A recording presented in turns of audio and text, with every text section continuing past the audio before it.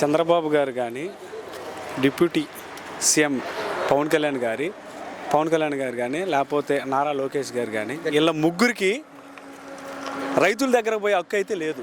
ఎందుకనంటే రైతులు ఈ రోజున ఏ విధంగా ఉందంటే రైతుల పరిస్థితి, కూడు పెట్టోని వదిలిపెట్టి పాడనెక్కించోడిని అనవసరంగా గద్దెనెక్కించామని చెప్పేసి బాధపడతా ఉన్నారు. ఎందుకనంటే వాస్తవంగా రైతులు ఈ 18 నెలల కాలంలో కూటమి ప్రభుత్వం అధికారంలోకి వచ్చిన తర్వాత ఘోరాతి ఘోరమైనటువంటి విపత్తులు ఎదురైనాయి రైతులకి. ముఖ్యంగా రైతులు ఎదుర్కొన్న సమస్యలు ఏంటంటే 2-3 తుఫాన్లు వచ్చినాయి. ఆ 2-3 తుఫాన్లో కూడా ఈ గవర్నమెంటు రైతులకు ఎటువంటి నష్టపరిహారాలు ఇవ్వాల.